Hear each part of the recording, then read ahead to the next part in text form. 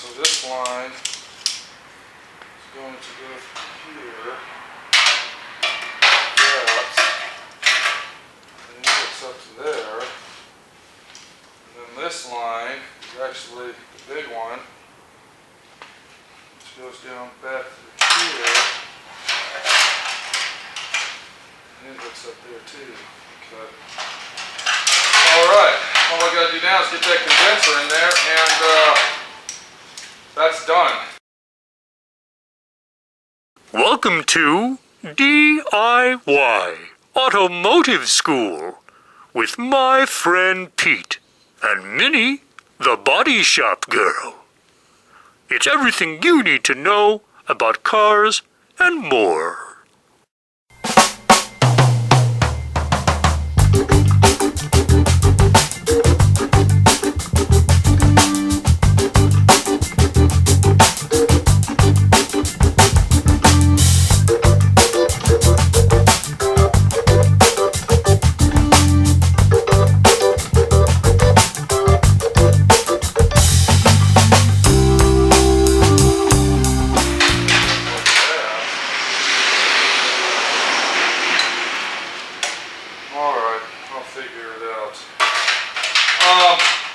What I'm doing here is I'm getting my core support ready to put back into the car. If you look over here, you can see the motor is installed. We got the drive shaft installed. We got our wire harness installed. We got everything installed that needs to be installed before we put our core support on and our inner fender wells. If we look up underneath the car, you can see everything is installed underneath. We got our drive shaft. We have to have that custom made. That's a done deal. Cross members installed, great item right there, fits perfect, awesome situation. We've done everything possible that we can do to get this motor and transmission installed into this 1966 Chevy Chevelle. Now if you look into the dash area, you can see that I am actually installing in-dash AC and heat on this car as well. So we're doing a double whammy situation here, installing the air conditioner unit and the late model L9H 2012 6.2 liter fuel injection drivetrain. So this is actually a very, very big situation. Did I tell you about the booster situation?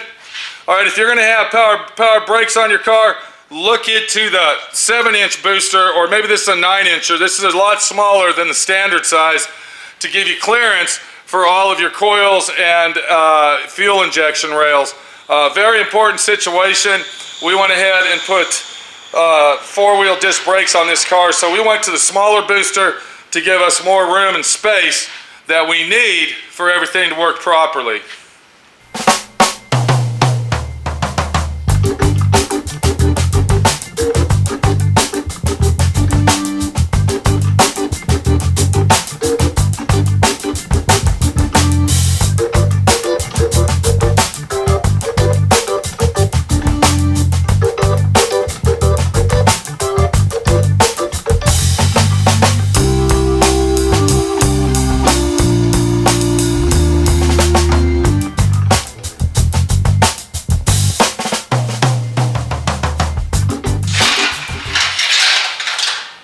So what I'm doing over here now, and this isn't really pertaining to the engine installation itself. This is more if you're going to put the air conditioning unit into the vehicle, you know, to go ahead and give it that Y2K compatibility that we're after. You want to go ahead and install your condenser into the vehicle just like you see me do. And then once that's done, or if you're not going to put air conditioning in that car, you can go ahead and install your core support header panel assembly into the vehicle. And then after that's all done, there's several other parts that we got to purchase to make all this right and make sure everything works properly and functionally with our LS2 fuel injection drivetrain. Let's go over those final parts that we're going to need. Very expensive. I'm not going to bullshit you, but the real deal is you're going to need them, and you're going to need the right parts to do the right job, because if you cheesecake your way through the situation, it ain't going to happen.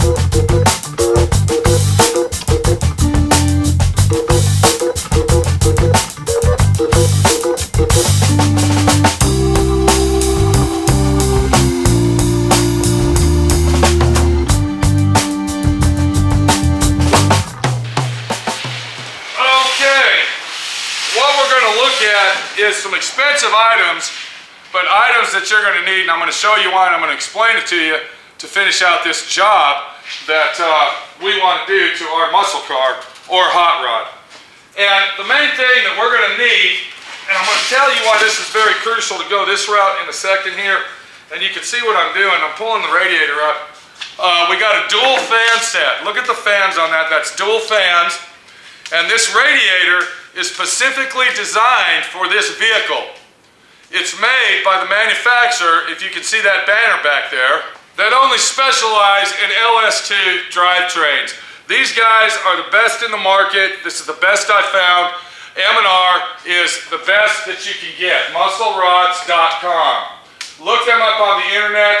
These guys are great. I think the owner's name is Jeff, and he takes care of every individual customer that comes his way. So check them out, because everything that you see on this LS2 conversion, that is the hard parts, I actually got from them.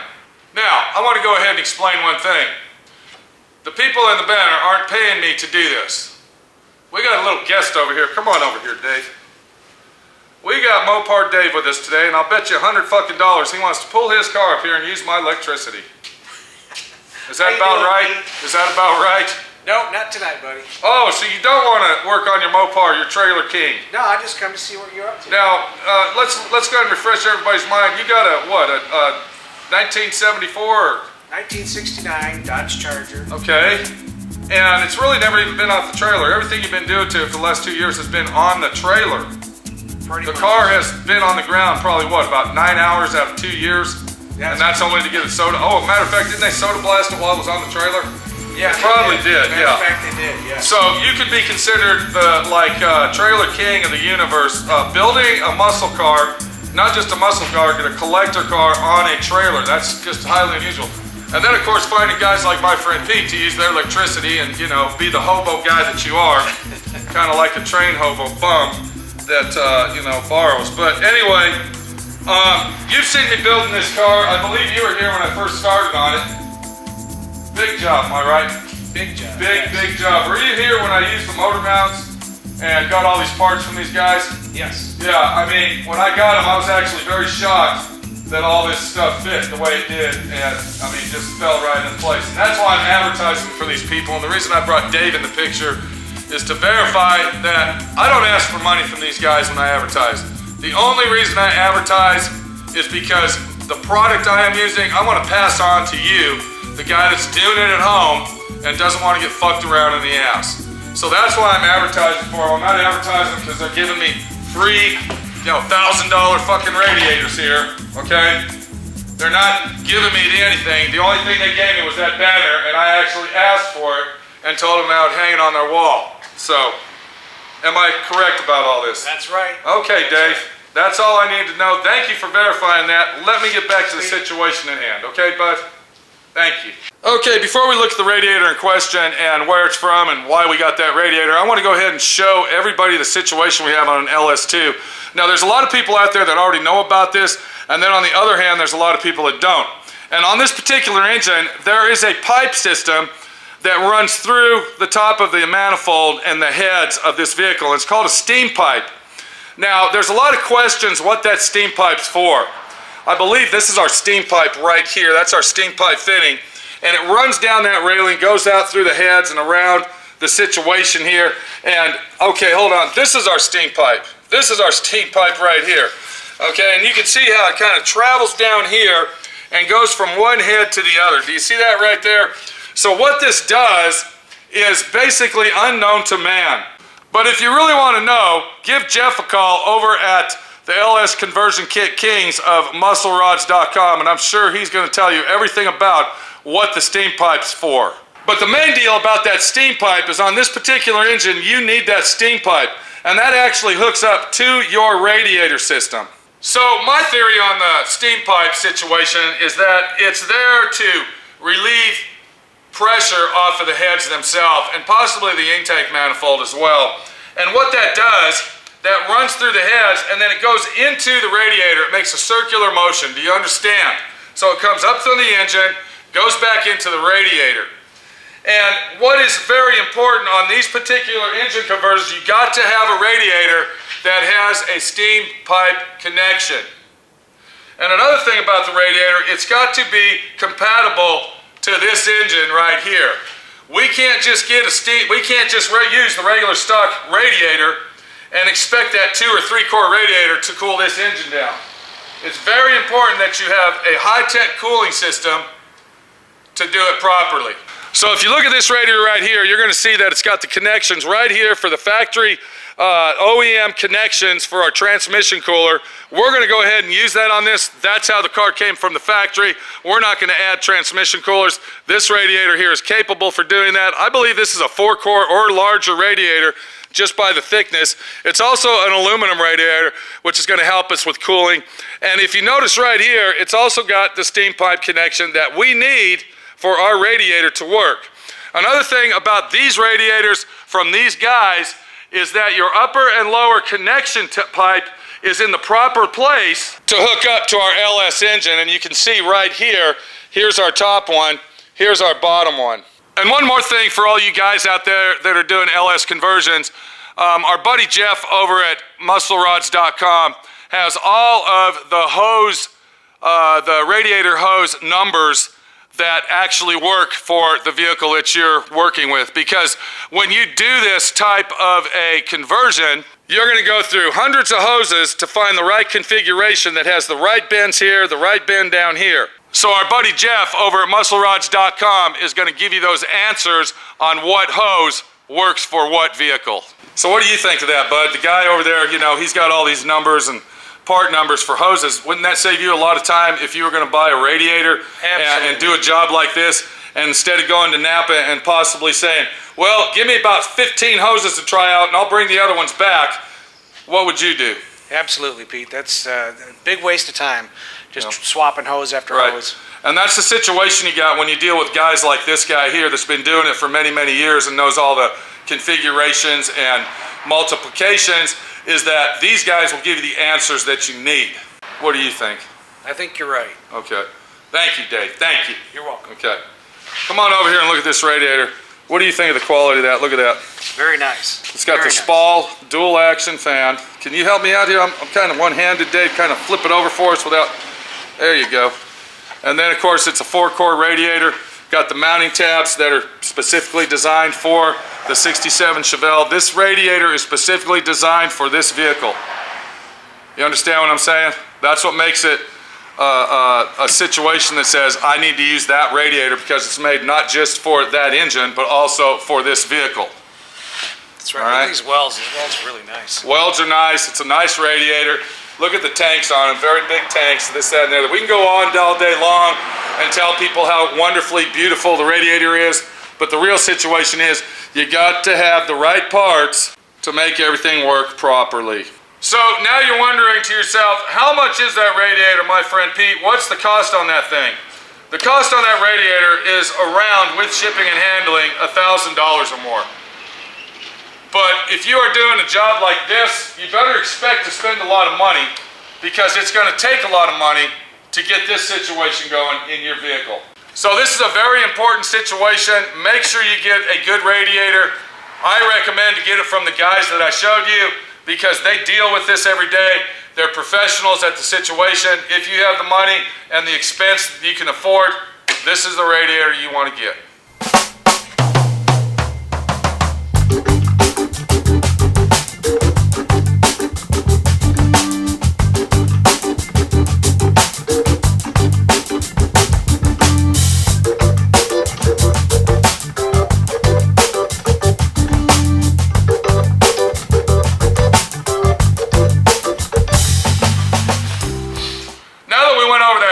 Situation. Let's go over the final parts that we should have to buy to convert our motor over to the LS2.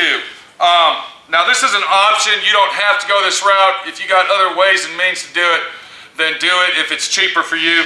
But what we got here is we got our power steering conversion kit, and we also got an adapter that goes on to, I believe that transmission is a 4L80, I think. I don't remember, but it's a big bastard.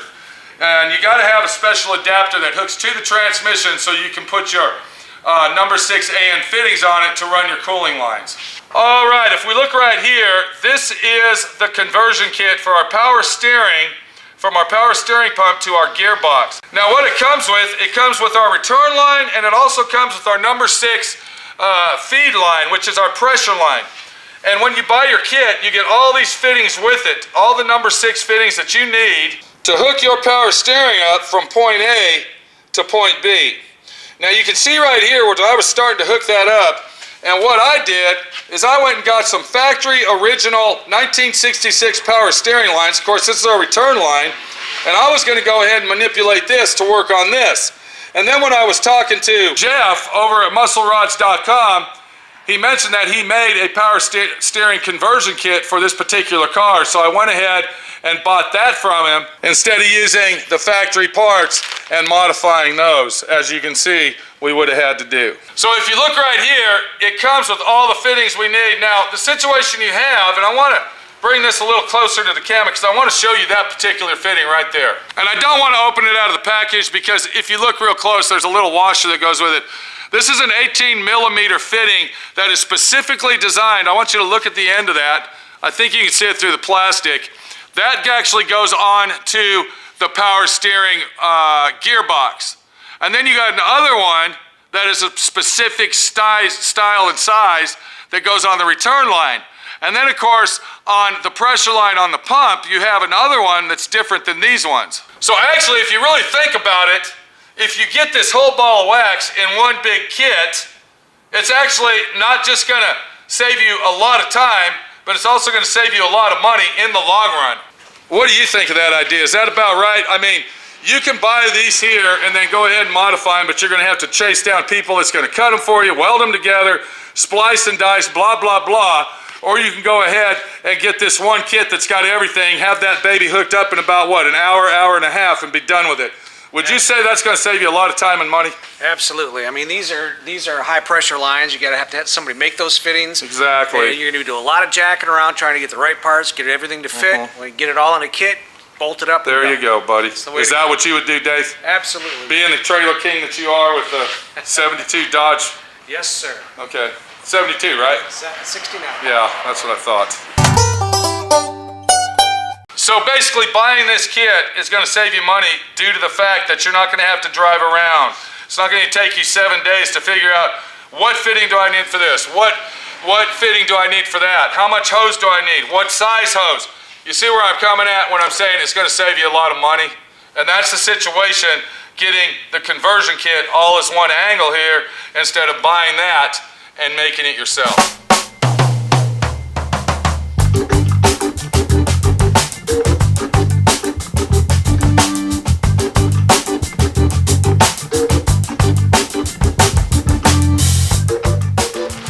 And then it brings us to this little piece right here, the final and last piece that's going to hook it all together and make everything work.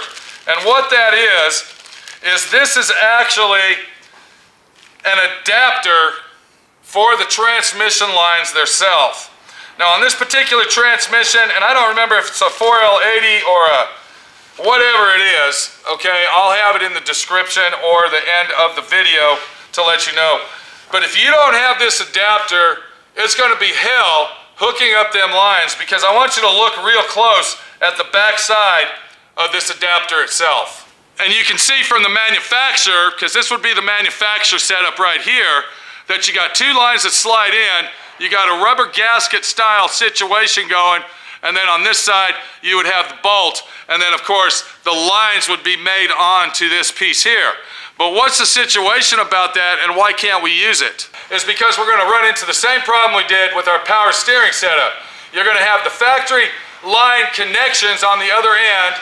You're going to have to cut those off. You're going to have to make all those ends work, this, that, and the other. And by the time you're all screwing around and done dicking around with it and fucking off, you could have bought this piece right here, took your little nipple off like that, put an AN number 6 fitting on this, run your braided line, bam, into the fucking radiator we go, and it's a done fucking deal.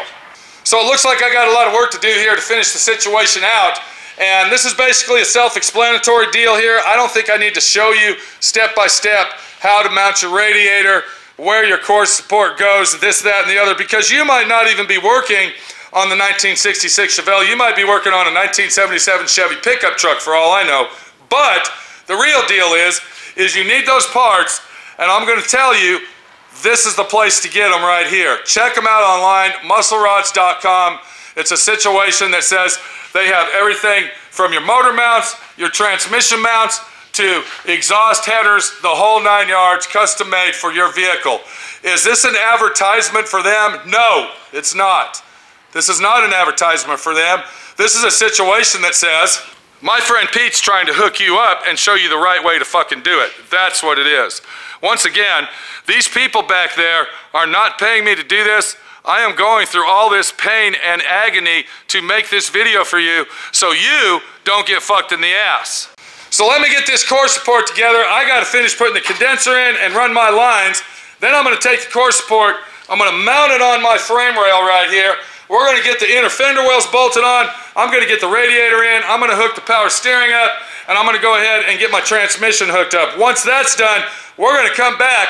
We're gonna start this beast up and see what the fuck happens with it. And hopefully, just hopefully, it's gonna be one badass machine. This is Pete, my friend Pete, your friend Pete, over here doing the LS2 conversion on the 66 Chevelle, as you can see right there. And it's gonna be a bad motherfucker. We'll see you later. Take it easy and do it right, or don't fucking do it at all.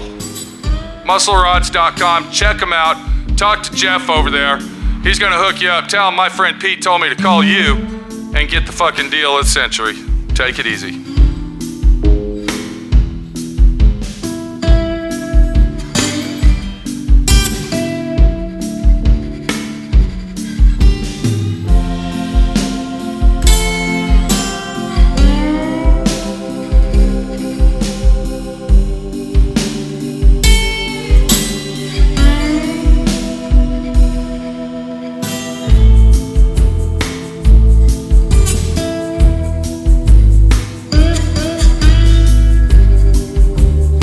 For watching D.I.Y. Automotive School. Classes don't stop till you know everything.